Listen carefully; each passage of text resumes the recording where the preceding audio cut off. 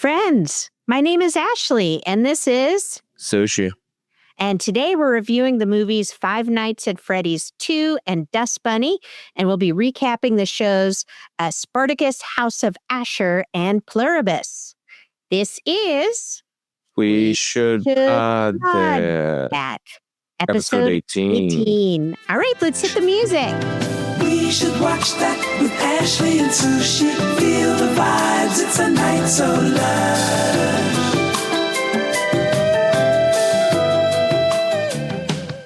Ashley, what's our first movie today?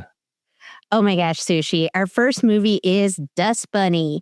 It's the feature film debut of Pushing Daisies and Hannibal creator Brian Fuller. And like Brian Fuller's previous work, Dust Bunny is highly stylized and deeply weird, with big ideas and standout performances.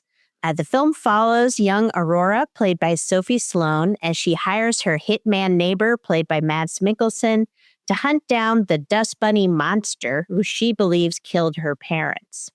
And what follows is a dark yet whimsical adventure as these two neighbors become family while fighting monsters both human and mysterious.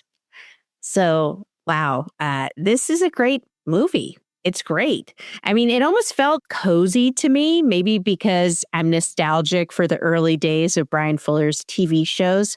I was really into Pushing Daisies and Wonderfalls when they first aired. And this movie just reminded me how singular his voice is. I mean, no one else really manages this blend of gloom and cuteness and heightened style the way he does. And it's really rare to see a film this kind of arch, I guess, and specific, but it also has a real heart. You can really feel the care and the detail. I just felt like every costume, prop, and wig, like every inch of the screen felt really intentional and thought over. For sure. And the movie exists completely in its own world. It's separate from reality. And that kind of commitment to the style is just really absorbing. It's imaginative, it's kooky, sad as well. You know, I really was invested in the story as it unfolded. One of the things that I really liked is you're trying to figure out, is this the work of a child's imagination or are these things real? And because the world is so unusual, you do think maybe it could be real more than you would have if it was set in a less stylized environment. And I think what really grounded it for me was the writing and the performance by Sophie Sloane. That lead character just, I don't know, she felt like a real kid. Like, I feel like he really understands how kids are smart, they're observant, they're scared all of the time, but they also aren't scared enough to stop from taking action. They're like impulsive. And I thought that was cool because it was a really unique, stylized movie, but the central performances were really grounded. The plot mechanics worked for me, but honestly, they were kind of beside the point because the atmosphere was so awesome. I was just obsessed with all the hairdos, the tracksuits that Mads Mikkelsen wears. And it's violent, you know? It seems almost like a kid's movie in the beginning, but there are these moments of violence, serious things that happen, but it's an interesting blend. I was really excited to see this because I didn't realize that Brian Fuller hadn't directed a movie before because he was so successful as a showrunner. You know, he did Hannibal, which was like a massive success in the beginning. But yeah, I just think it was really unique. It's a movie I'm going to be looking forward to like recommending to people, and I hope he does more soon. I don't know. What do you think, Sush? Well, overall, I think the cinematography, the set design, and the costume design were absolutely stunning. This movie felt, in a lot of ways, kind of like a Guillermo del Toro film to me. Except instead of the focus being on eerily beautiful characters, it's more on like eerily beautiful sets and costumes. Everyone looks so cool in this movie at every moment. Yeah, they really did. Yeah, I also really enjoyed how quirky the movie is, even with how the rest of the movie is really kind of dark and edgy. Mm-hmm. I think a good example of this was the iconic chicken egg lamp Oh, being yeah. incorporated. The inclusion of this element really doesn't take away from the overall vibe of the movie, but it's just interesting that there's choices made that clearly kind of pulled you out of the moment. But I think it was cool. It doesn't really ruin anything.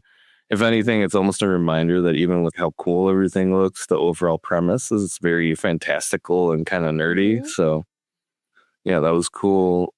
I really felt this movie could have been recut to be a family movie. Yeah.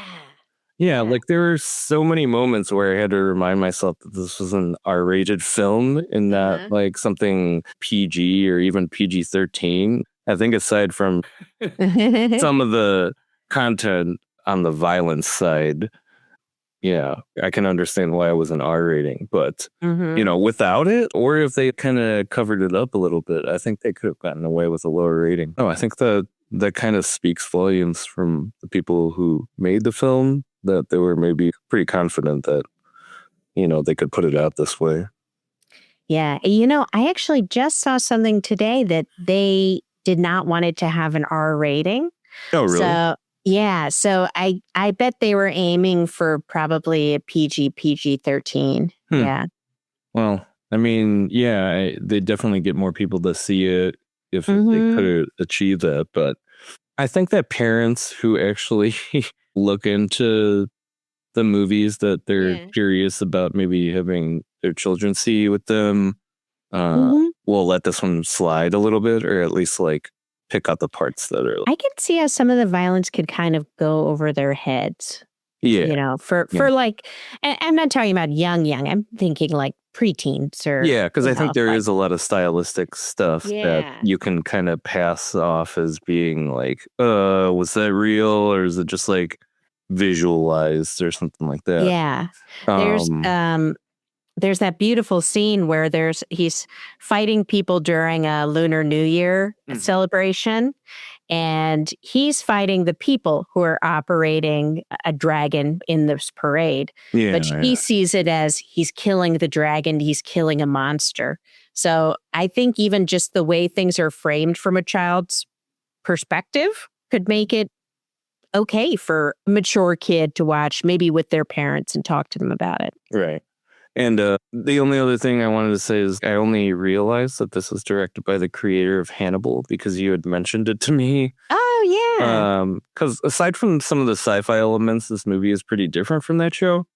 But I think the director's mastery of using lighting, shadows, and color to kind of evoke emotion definitely helped me see some more of those similarities. One thing that I really picked out was there was a scene where shadows are really used. Like they make a character that's like creeping past or something.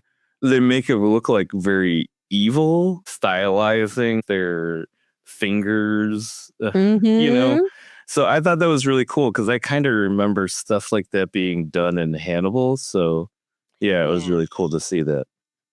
But I'll just go into my rating for this. So for enjoyment, I gave it a 4. And for quality, I gave it a 3.5. I mean, I really enjoyed this movie.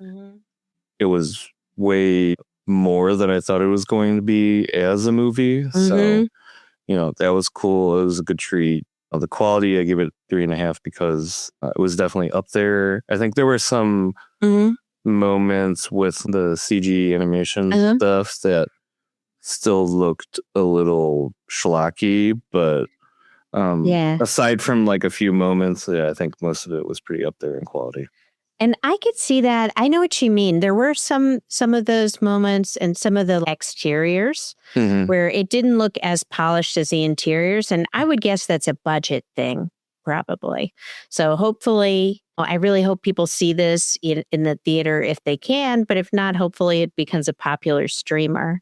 And for my ratings, I gave it a 4 for enjoyment. Really enjoyed it. Really on board for the ride.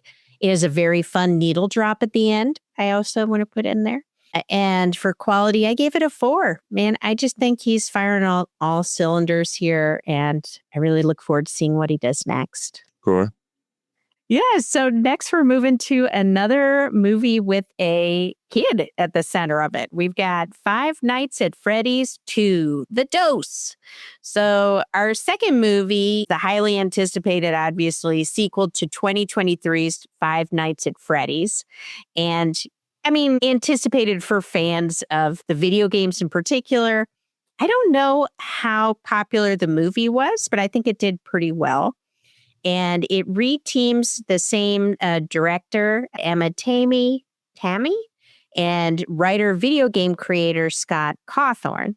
So in this story, young Abby sets out to fix her, quote, friends, aka the dead children's souls, which are trapped in animatronics. And it leads her to discover the lesser known original Freddy Fazbear's location, where, I don't know if this is going to be a surprise to you or not, there was another child murdered there.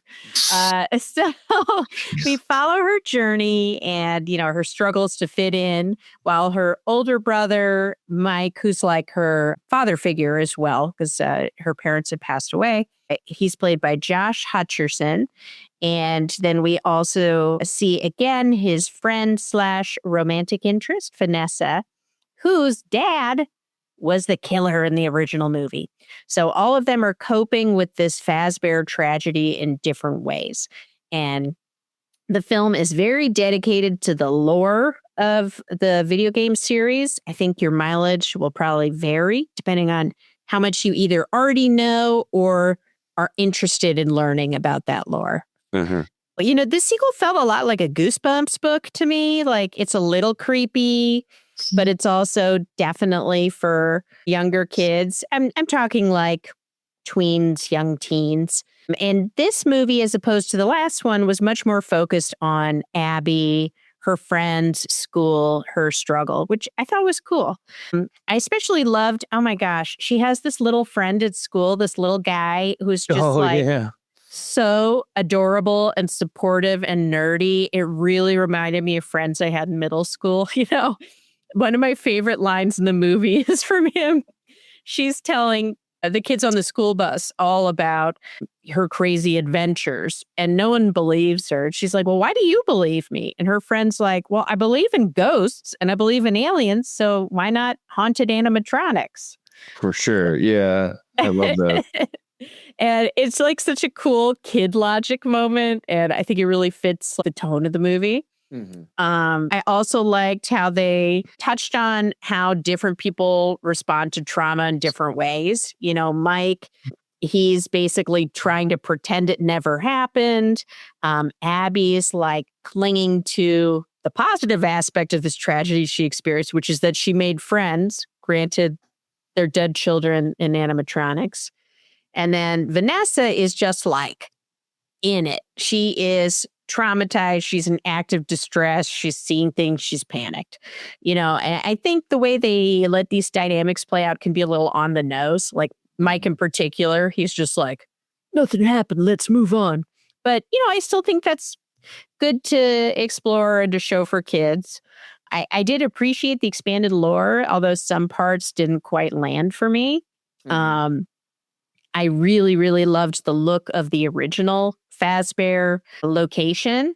There are these really cool, like lovers tunnel things you see at amusement parks. Although granted, it's not for lovers, it's for kids eating pizza surrounded by creepy monsters. But the original animatronics, I thought they were cool. The designs were creative. They're unsettling in a way that makes sense. They're creepy because they're old, rusted, outdated versions of something that was meant to be cute. But in this movie, we meet a new villain who's this really creepy marionette who I guess is supposed to be controlling all the other animatronics. And it just felt really out of place. There's a flashback to the 80s, and it's not like the other animatronics. There's no way anyone could perceive it to be cute. Yep. It's unsettling. It's like straight up nightmare fuel. And here's the thing, in the games, maybe there's some explanation. Maybe it makes sense in a way, but it just felt like a real mismatch and kind of weird.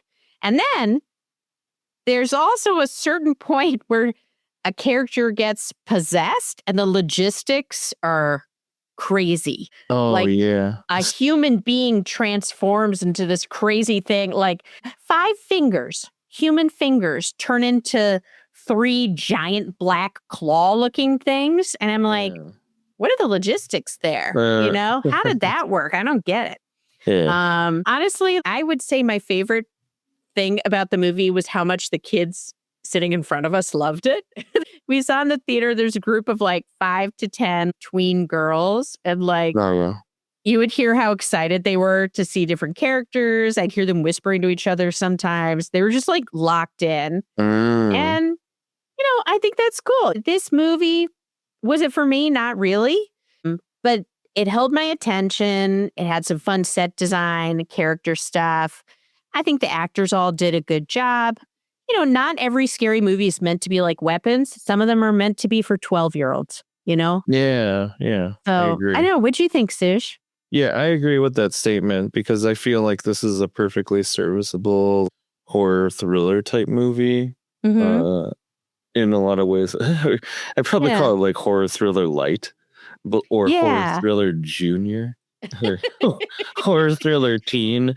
But Little whatever, horror. like I don't care. You know, I feel like I still had a pretty good time Yeah. regardless. It's a good popcorn movie. Popcorn movie. Yes. Yeah.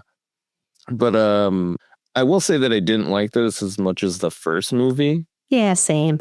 Honestly, I wasn't sure where we'd go after the ending of the last movie, so I was kind of open to an explanation. But unfortunately, like with any sequel, there's a tendency to compare it to the movie before it. I'm definitely no different than anybody else when it comes to that type of stuff. And I just don't think this movie did enough that was new or different compared to the last movie.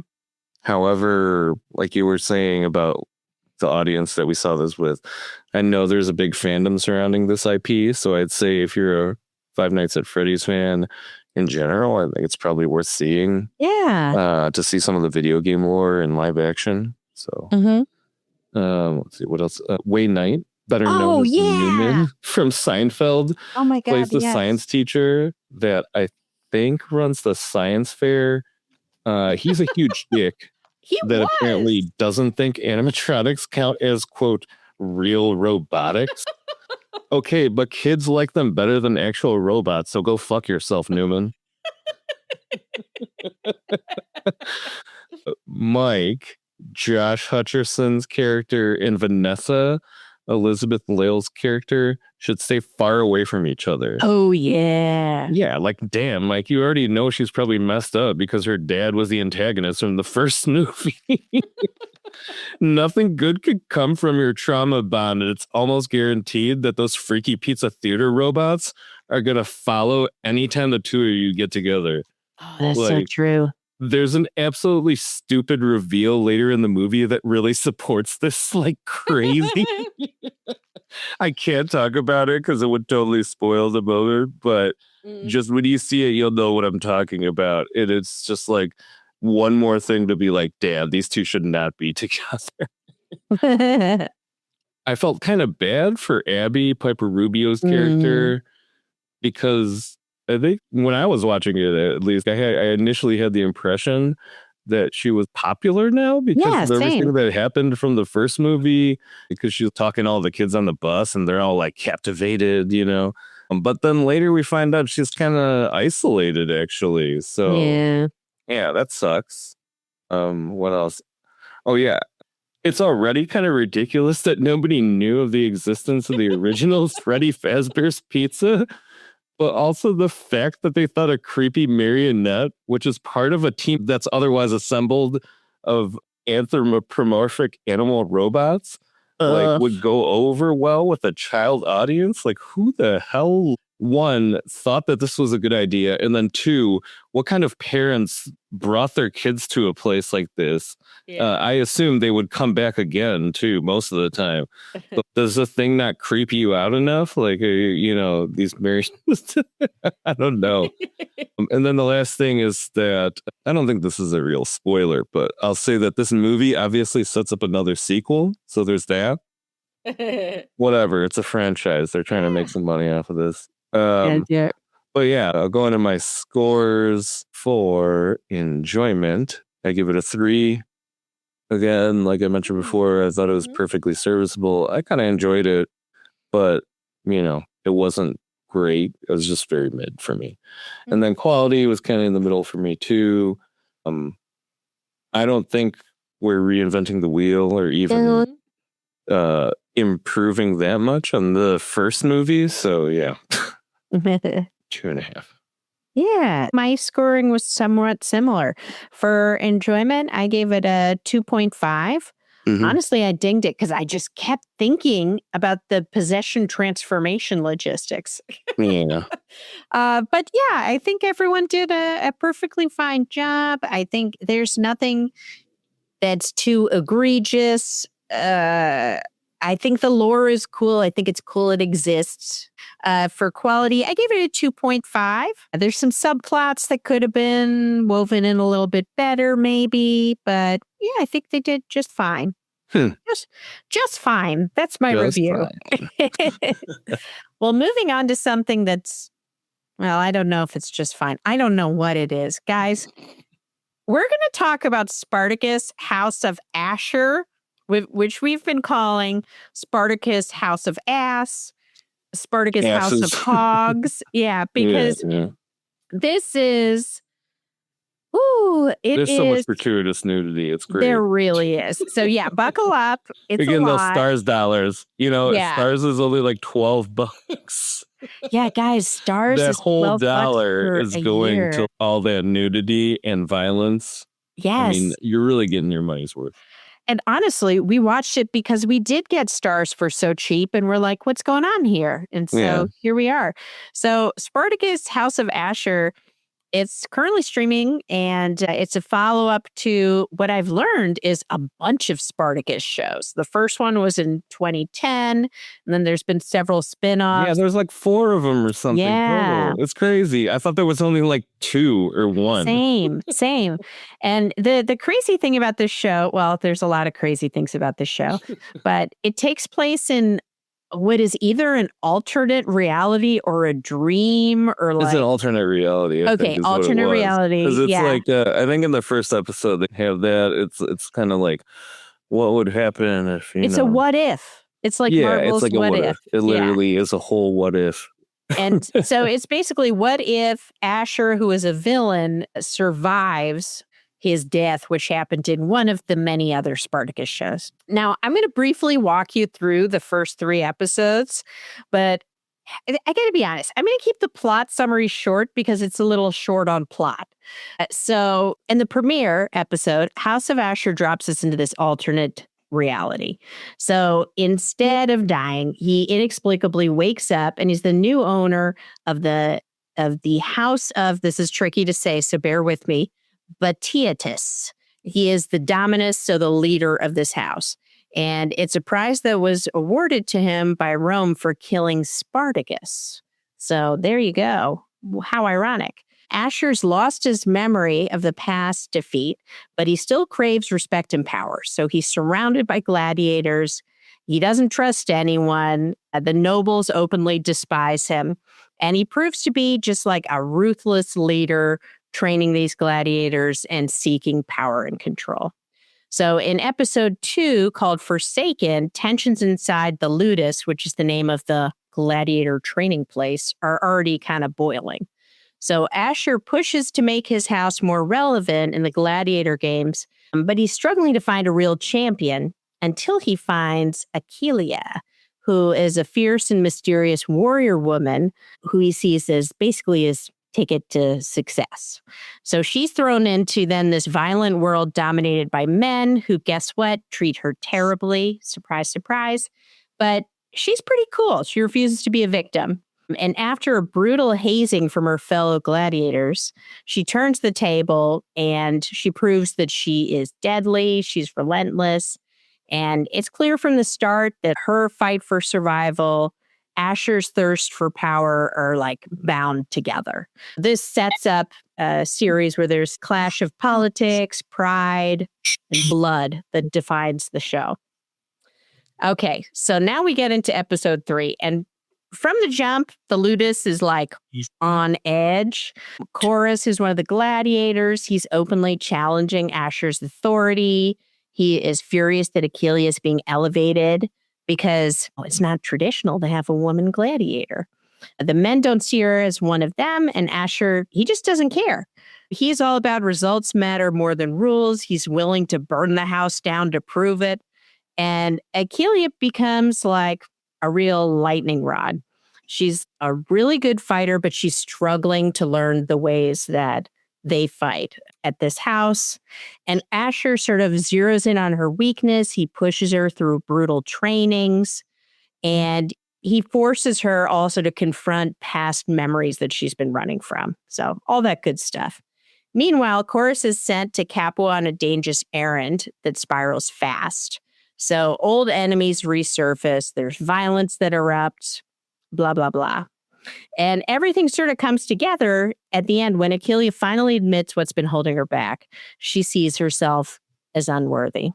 And Ashur flips that confession into control, stripping her own identity down and just like reforging her as the weapon of the house. He's just going to take any vulnerability that people have, and he's going to use it for his own gain.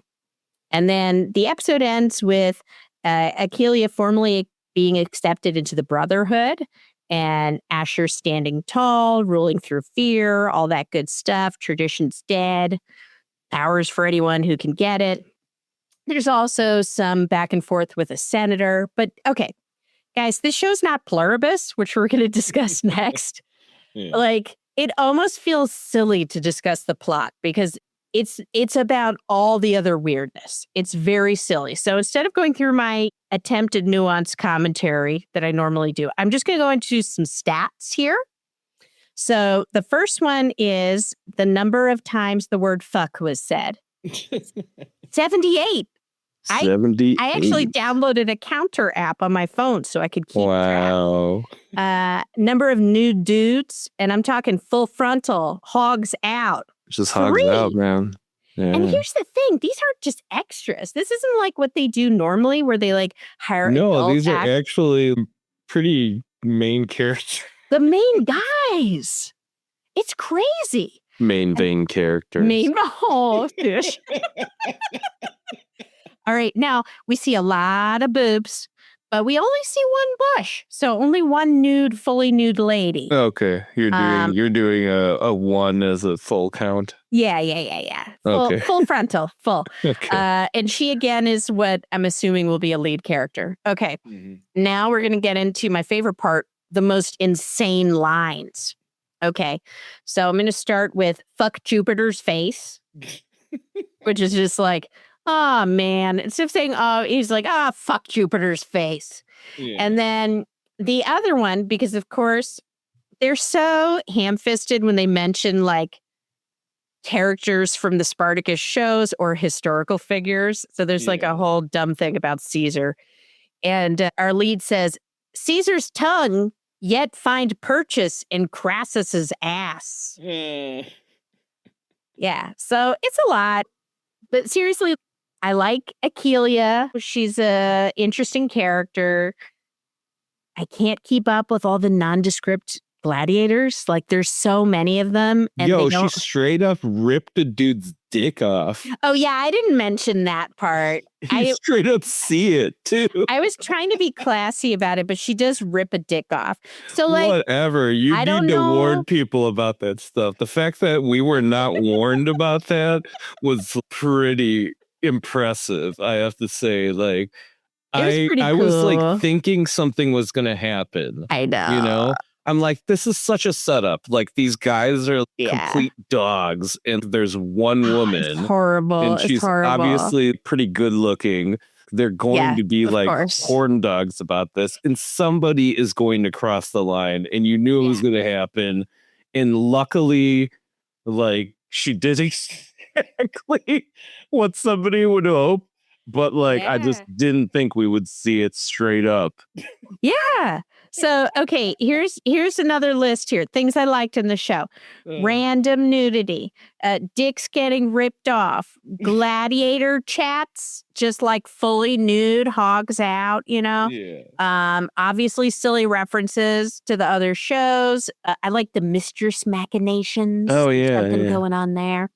And then I also loved that, like, Caesar called him up, not on the, called him up with a letter delivered and was like, hey, there's like miles and miles of this road with crucifixes with like dead rebels on them. Can you just clean them up? Just miles and miles of rotting flesh. He's like, yeah. And at one point, one of the gladiators fights back and he kicks him and he falls face first into like a rotting stomach. Oh, right. So that's the good stuff. But I did want to take a moment. Okay. So one thing that stands out to me about this show, well, one more thing, is how insane the way the characters speak is. Okay? Yeah. I was going to pull some lines as an example, but like, I don't want to say them out loud. I don't want to give it credence. So it's weird. And it seems like they're trying to sound like both highbrow and lowbrow at the same time. And I don't know, I'm not crazy about it. It's like my writer's brain can't I think figure that's like out a really the rationale. Stars thing, though, if you think about it, because in essence, Stars is the most lowbrow of the premium channels, right? Because Stars is a premium channel. So like you had to pay for it on top of whatever your normal cable plan is. It's like you're paying for it, but obviously it's the trashiest and the lowest quality of like the cable premium channels, to the point where now that everything has gone streaming, we're only paying $1 a month for it, basically. It's crazy. But even so, like, how did they pick? I'm going to get into it because this is every time we watch it, this is what's going through my head anytime there isn't nudity or violence. I'm like, why do they talk about this? So it's like they drop articles, they twist sentence structure all weird, and they mix in modern profanity. Everyone's a fucking cunt on this show. Okay. Yeah. And it's not historically accurate in any way. And it just seems random. And after doing research, I did some research today, Sushi, I found out that, I think they're winging it. Like, consensus seems to be that they're trying to emulate Old English, which is like what English speakers would think of as old-timey language. But they also are like, but we just wanted to sound emotive and cool. Right. So anyway, it's a recipe for driving me nuts. But the last thing I wanted to say is I just wanted to point out that before the episode started, there was like a Stars ad. And it's Stars, we're all adults here. And I think that just really sums up the current Stars vibe and what's going on with the show. So, I don't know. Sush, what do you think about this craziness? Well, I actually do have a comment about that whole Stars slogan kind of thing, but I'll get to that later. But just going down my list, this show is basically the embodiment of like dudes loving Roman shit. Oh, yeah. You know what I mean? Because this totally is catering to that. Like, oh my God. It's got a bunch of naked people. There's a bunch of hyper violence and shit like that. Mm-hmm. People just cussing. Oh, yeah. You don't really need to know anything. Like, I don't think anybody who's watching this gives a shit about how historically inaccurate this is. I do, about the language. But other than I that, guess. But this show's been crazy so far. I honestly don't know how many people out there are actually watching this series, but I just want to say the biggest reasons for us obviously watching is just how violent it's been so far and how ridiculous the dialogue is. Beyond that, I couldn't pass up $12 for your Stars or whatever, given that they do carry some good movies sometimes. Yeah. On top of that, in the course of just doing content creation and review stuff for this show, I came across other people's reviews and it's like, man, people kind of rate the show higher than I expected. Are you serious? Yeah, there are definitely reviewers out there that are getting something out of the show that we have not gotten to yet. But I definitely do believe that episode 3 started to feel like there's an actual story. I guess, but I was kind of like, I just kind of figured it out. Yeah. exciting. Going into that, I didn't really pick up on the whole deal with Kasudia, Mm. the Roman gossip queen, Ooh. and her family until this episode. But I guess she wants to marry her daughter, Viridia, off to Ashur. And that's why we're following her story on this show. She So was that's the why we're fully like nude following that woman. gossip lady.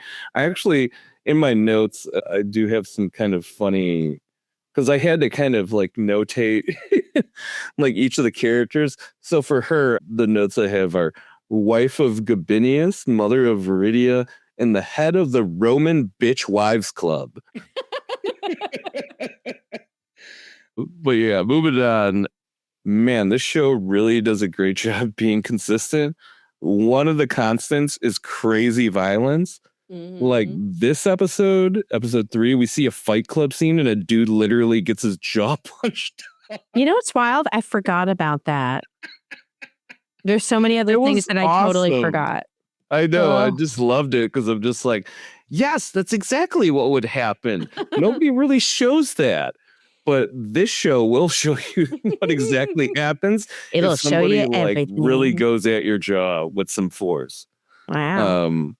Next item, I was just wondering, is Chorus actually gay or is he just gay for intel? Oh, that's right. Like, I'm trying to figure out if he's great at faking the part or if he's coincidentally at an advantage due to actually being gay in the situation that he's in.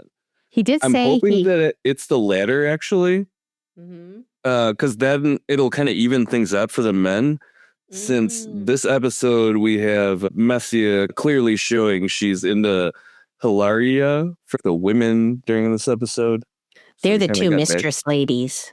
Yeah, that stuff going on. Let's see what else. Oh, the training scene between Ashur and Achillea was interesting. We clearly can assume that Achilles had some traumatic past, possibly as a slave. I didn't watch the other Spartacus series, so I don't know if they often have misdirects or not, but I'm kind of hoping for something deeper than that, than just like being a slave like Ashur. But I think it's cool that at the end of the episode, they're basically welcoming her to the family through being branded. So overall, I'm just enjoying the show so far. I mean, the show really goes out of its way to exemplify Stars' motto of "We're all adults here" through its gratuitous nudity and violence. But beyond all the fun, crazy stuff, I am starting to see a story forming that I'm interested in following. Beyond that, I'm starting to think that I should at least check out some recaps of the other Spartacus series, since it'll give me better context as to what's happening outside of the specific events that we're seeing on this show. Yeah, I started watching one, but there were so many characters, I got a little lost. So, yeah, definitely something to check out. And we will continue to check out Spartacus hogs and asses. It's interesting. Yeah. All right. Stars. We're all adults here. And moving on to Apple TV Plus, we got a very different show, Pluribus. We've got episode 7 called The Gap. And we open with Carol driving her cop car, and she stops at a gas station and she asks for the pump to be turned on because it's abandoned, of course. And then she calls back and asks for an ice cold Gatorade. And this drone delivers it. She calls them back and is like, I didn't say tepid. I said ice cold. Do better next time. And then she leaves a penny in the take a penny tray and steals all the fireworks they have there and drives off singing It's the End of the World as We Know It. It's great.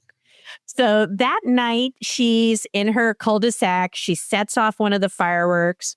And she notices all these howling wolves. So she starts howling back. And there's sort of like this interplay of them going back and forth until she just lets out the loudest, craziest howl. And all the wolves are like, oh, no, that's too much for us. They all stop. So then the next day, Carol's going out, really trying to find adventure in her crazy situation. So she plays golf in like full country club gear, singing I'm All Right from Caddyshack. And she casually notices there's like, was that a bison I'm trying, Sush, that was on the course? Yeah. And she just isn't even surprised. She just keeps on going.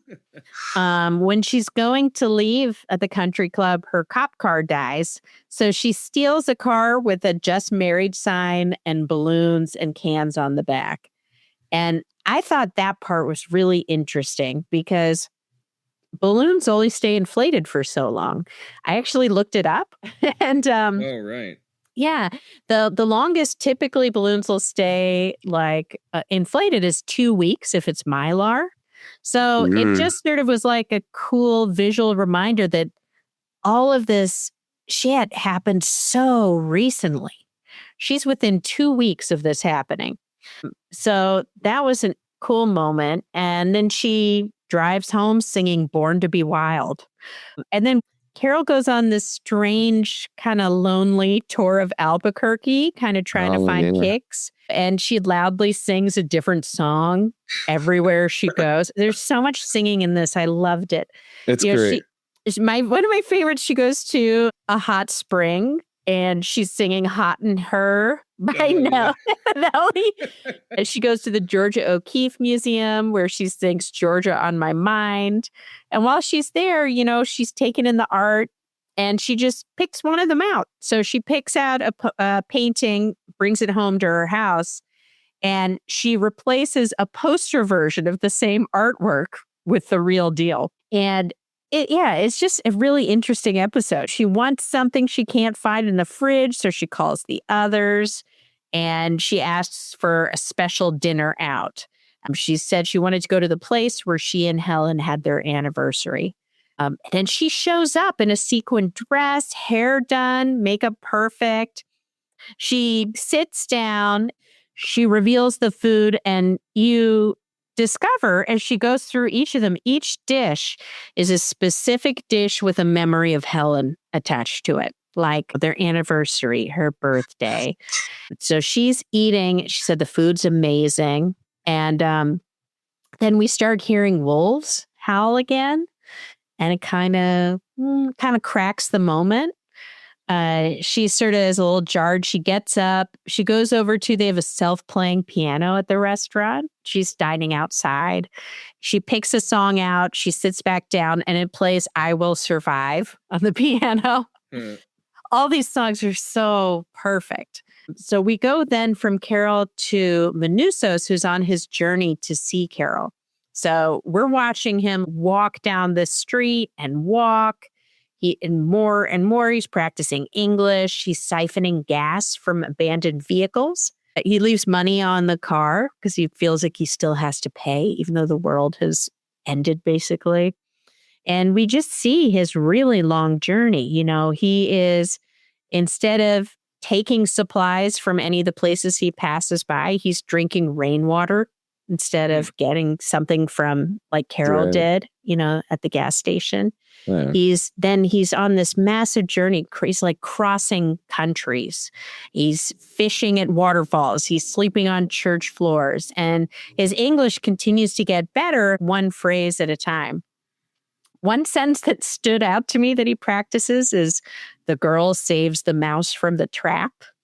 And I just kept thinking, ooh, that sounds like Carol. Mm-hmm. Then eventually he makes it to the Darien Gap and the others show up. And they basically warn him. They said, hey, there's no trails here. There's going to be deadly heat, insects, and note this for later, these chunga plants who have these long spiky spines that can kill you. So they offer him a plane to take him to see Carol.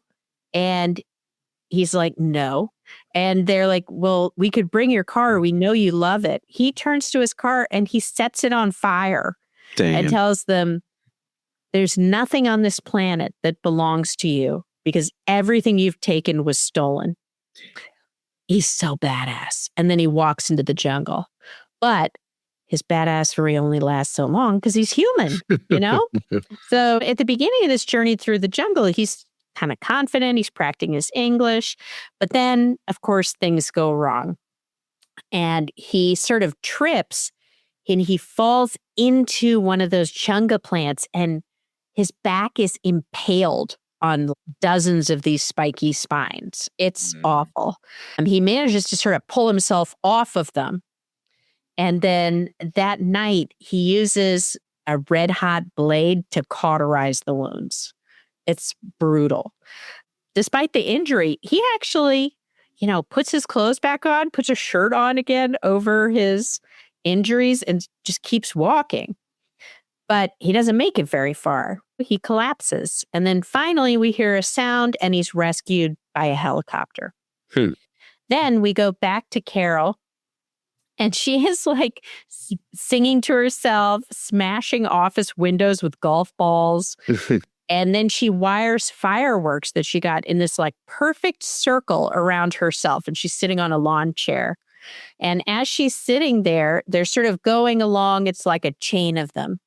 And one of them sort of tilts down by mistake. It gets jostled down. She looks at it. She realizes it's pointed directly at her. And she just braces for death. She sees it, but she barely registers it because her affect is so flat. She's so non-responsive to things that are going on around her. And it misses her. She just kind of sighs, goes over, gets out a hose, puts out the fire.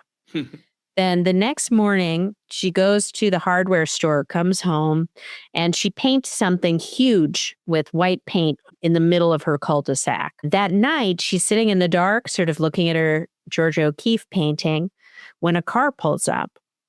I was positive it was going to be Manussos, but it was Zosia, who's like her chaperone from the others. And Carol goes up to see her. She's sort of standing at a distance for a while, but then she goes up to Zosia. She hugs her really hard and just sobs. And then the camera pulls back and we see that what she had painted was come back. Really cool episode. I mean, this is honestly one of my favorites so far, but I'm not sure if I'll rewatch it because it really gets to the heart of how lonely this world is for non-joined people. And it's entertaining, but it's also just, it's sad, Carol copes with her plight in a very relatable way, at least to me, just doing whatever she can to kind of get her endorphins going. She's trying to find any novelty, fun purpose in her situation. And, she completely fails because we need people. We just need to be around people. Manussos, on the other hand, he is doing everything he can to just complete his mission. And he's being like a monk about it. He's so disciplined. He's on a mission to save the world, he says. That's one of the phrases he learns to say. He's like, my name's Manussos. I'm not one of them. I'm here to save the world. And he has this almost monk-like ability to deny himself pleasure. For example, in the previous episodes where he's eating dog food to survive, refusing the food from the others. And I really loved seeing them react to their situations in really opposite ways in this episode. It made me really excited to see the moment, which I hope comes in the next episode, fingers crossed, when these two meet. Because although on the surface, Carol and Manussos may seem similar because they're both stubborn, they both refuse to accept the joining, they're separate from the other people who have not been joined. They're pretty different people with like different attitudes towards life. And I think it's going to be fascinating to see how they work or maybe don't work together in this situation. So really interesting episode. What do you think, Sush? Well, this isn't super important, but I agree with Carol. The others could have done better to ensure her Gatorade was ice cold. I mean, transported in a styrofoam container at least, right? Yeah, really? Yeah, it would have been easy. I don't know why they thought I'm pretty sure New Mexico is pretty warm. So yeah, why would you not put it in a cooler or something? That was just stupid. Anyway, I really love this episode because we really get to learn a bit more about Carol beyond just analyzing her reactions and behavior. I'm not sure I would have picked a Rolls Royce if I had to replace my car like she did, her cop car. But if I did, I probably would have gone for that Porsche or maybe something fast and Italian. Ashley, I know I asked you this after we watched the episode, but for the podcast, what would you have done if you were in Carol's position? Okay. I would have eaten so much food. I would have eaten, I would have had them bring me the very best food. I think I would go to Dave and Buster's and sit in the typhoon machine that shakes you. Because you could I think I'd get a typhoon machine for your Oh my home. God, you're right. See, I'm not even thinking big enough for this situation. Oh, I know I told you this then, but I would probably document everything. Oh, right. Because I would, there was just something that I did during COVID is I would take a photo every day. And somehow doing that made me think that like this time will end. Another time will come and I'll look back on it. Yeah. But I don't know. I mean, I think I would go to museums in the city. I think I'd go swimming in the lake. I don't even like swimming in the lake, but I'd try it because, like, what do I care? No one's going to see me if I'm bad at swimming. You know, I would. The ocean's better. Oh, believe me, I know. The ocean is better. I would, honestly, I would probably try to visit my family, even if they were joined, you know? Yeah. And I think the most important thing to me would be after trying some fun stuff, you know, stealing some art, probably. I would need to connect with other people, you know, just like Carol does. I know. What about you, Sush? I know I mentioned I'd take over a movie theater and travel Oh my around God, the world, yes. collecting all the films I could to kind of supply it. Yes. But I thought about it some more. And I figured I'd build on that by saying I'd also take the opportunity to get caught up on music and comic books while I'm traveling between the destinations, because it's weird. Like, it's one of the things that I feel like I don't have enough time to do because that time is taken up by news and current events. Most of the time when I'm listening to stuff while I'm driving around, that's what I'm listening to. So, yeah, I think that would be like the one thing. But I would go to Hong Kong because I'd be able to go there without being turned away because you have Taiwanese connections, you know? Right. The people would let me go. Yeah. Moving. I like how we get further reinforcement that Manousos is really that insistent that he doesn't accept any sort of help from the others. Like he siphons gas from other cars when his runs out. And he's still leaving money behind, too. And he learns English off of a cassette tape. I think my dad did that. Oh, no way. Poorly. Yeah. And it's like the same thing, though. It's like kind of comes from this weird stubbornness that you don't want other people to teach you anything. You're gonna do it yourself kind of thing. But yeah, I thought he'd give in once he'd had to deal with the Darien Gap, especially after seeing Carol's videos, since I'm sure she's mentioned how the others can't lie. True. You know? Yeah. But he didn't. Seriously, after being warned about the chungas, those trees with the crazy huge bacteria-laden spines. Yeah. And having to like cauterize his own wounds with a machete after falling victim to them. Yeah, that's crazy. Yeah. I checked and I did the math. And it's only a little over a month before Carol breaks down and asks Zosha, the others, to come back. Because the marker says 12 days, 20 hours, 42 minutes, 52 seconds when Carol gets home with the fireworks, like near the beginning of the episode. And then it's at 48 days, 16 hours, 57 minutes, and like 12 seconds when Carol is hitting golf balls into the building from the parking garage. So that ends up being a little under 36 days. I think it's that short because for Carol, the only person she seems to have been connected to in her life was Helen. Yeah. Like, no offense to you, Ashley, but if I were in Carol's position, I think I'd take a lot longer than a couple months to break down for like human connection. Especially since even though I wouldn't want to be part of the hive mind, I'd probably maintain friendly relations with the others. So I don't think I would feel like as isolated or disconnected if I were in her position. Let's see what else. I'm really looking forward to the progression of Manuso's story. Yes. I think the biggest things at this point are, one, I want to see how he reacts once he's conscious again. Like, will he finally give in and communicate with the others and accept their help, or is he going to continue to avoid them? And if so, how is he going to take the fact that he would have died without their help?